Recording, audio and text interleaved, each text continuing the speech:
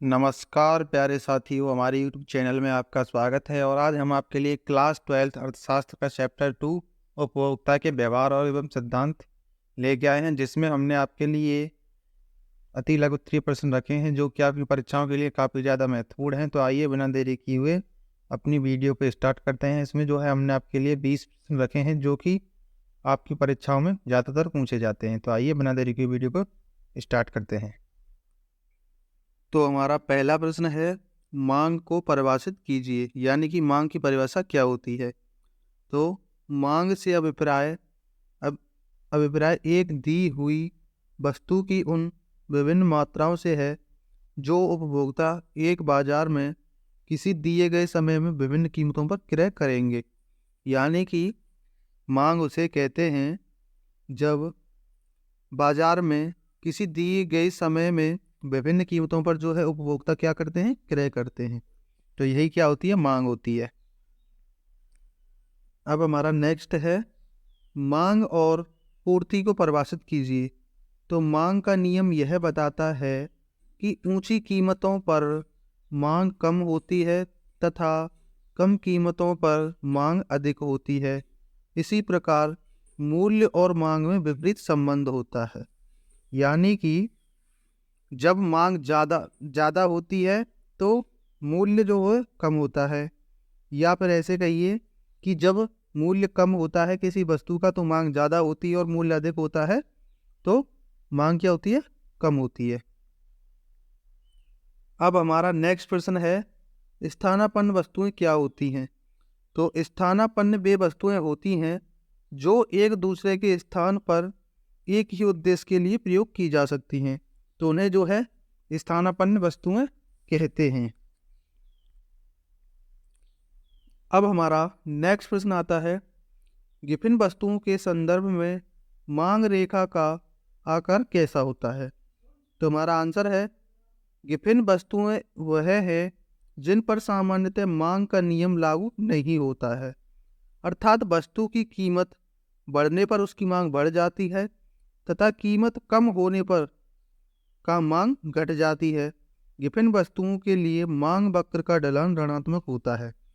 तो गिफिन वस्तुएं ऐसी वस्तुएं हैं जब इनकी कीमत बढ़ती है तो इनकी मांग भी बढ़ती है, और जब इनकी कीमत घटती है तो इनकी मांग भी घटती है। अब हमारा नेक्स्ट है, अंदिमान वक्र या तटस्थता वक्र क्या होता है। तो हमारा आंसर है, तटस्थता वक्र एक उपभोक्ता के तटस्थता समूह का रेखा चित्रीय प्रस्तुतिकरण है। यह उन सभी बिंदुओं को जोड़ने से प्राप्त होता है जो दो वस्तुओं के ऐसे विभिन्न सहयोगों को प्रकट करता है तथा जो उपभोक्ता की संतुष्टि का समान स्तर प्रदान करते हैं। उन्हें क्या कहते हैं, अंदिमान वक्र या तटस्थता वक्र।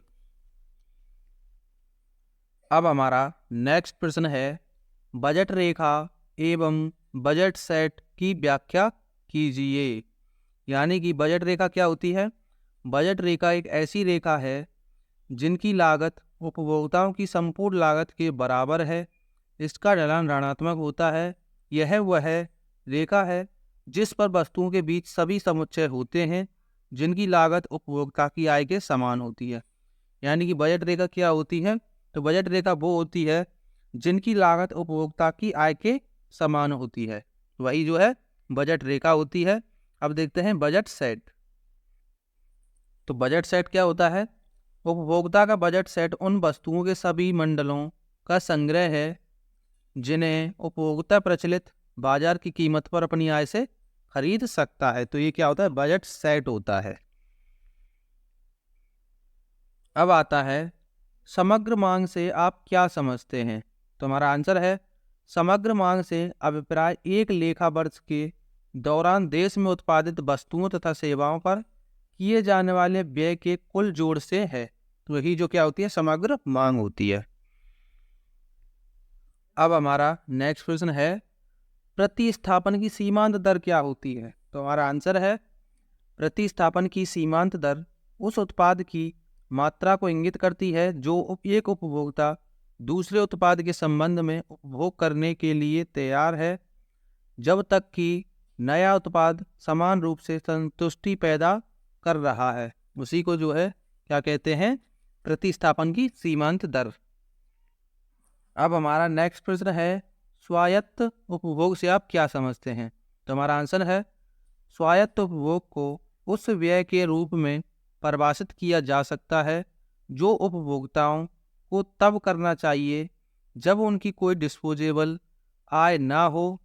सीमित व्यक्तिगत आय की परवाह किए बिना इन खर्चों को समाप्त नहीं किया जा सकता है, इसलिए इसे स्वायत्त या स्वतंत्र उपभोग कहा जाता है या माना जाता है।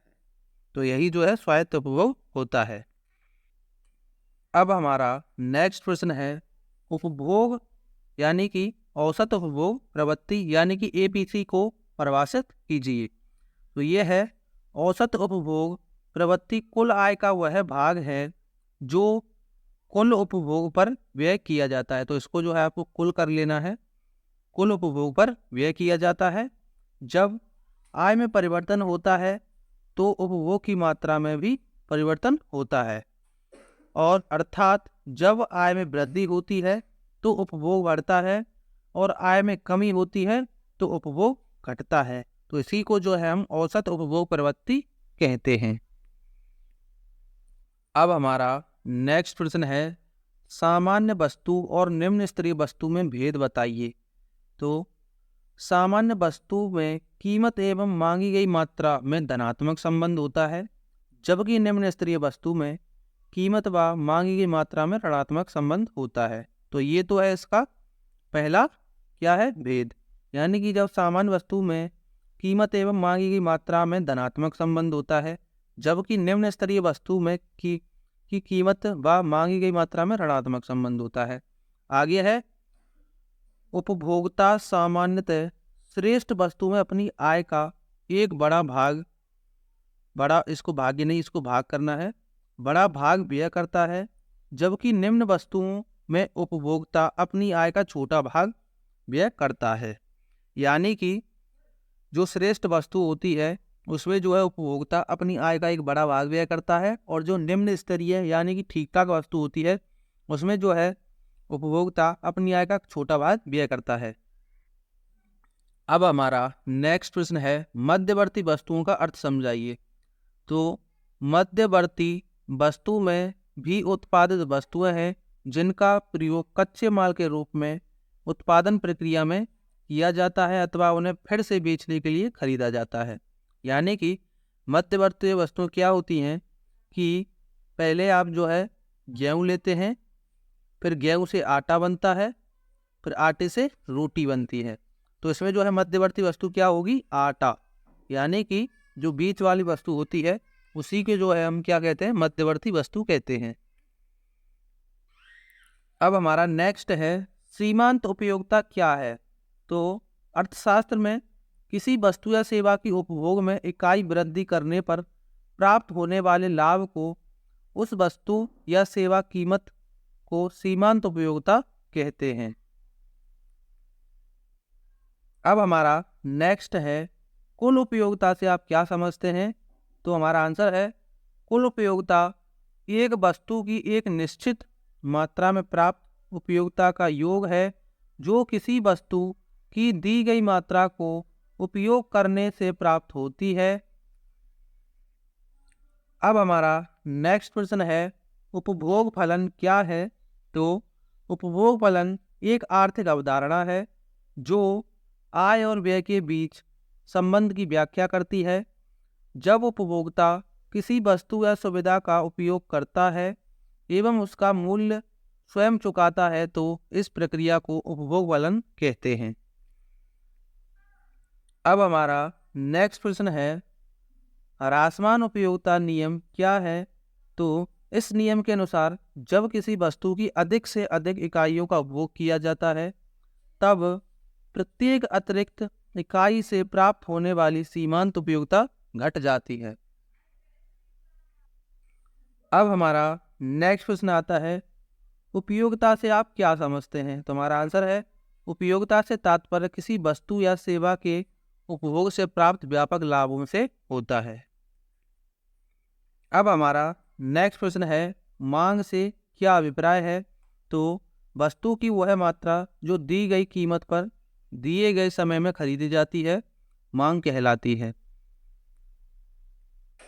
अब हमारा नेक्स्ट प्रश्न है, उपभोग की प्रवृत्ति से क्या अभिप्राय है?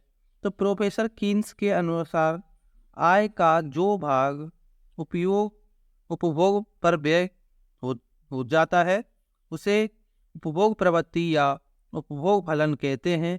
उपभोग प्रवृत्ति से आशय केवल उपभोग की इच्छा से नहीं बल्कि वास्तव में उपभोग की गई मात्रा से होता है। अब हमारा नेक्स्ट प्रश्न है, प्रभावपूर्ण मांग क्या होती है?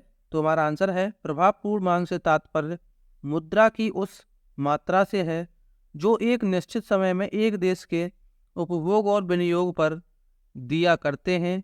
आय के विभिन्न स्तरों पर मांग के विभिन्न स्तर होते हैं, लेकिन मांग का प्रत्येक स्तर प्रभावपूर्ण नहीं होता है। तो हमारी वीडियो जो है यहीं पर समाप्त होती है। अगर आपको वीडियो पसंद आई है तो प्लीज़ वीडियो को लाइक करें, चैनल को सब्सक्राइब करें। अब जो है हम आगे इस चैप्टर की नेक्स्ट वीडियो लेके आए हैं, तो चलते हैं नेक्स्ट वीडियो में मिलते हैं। तब तक के लिए राधे राधे।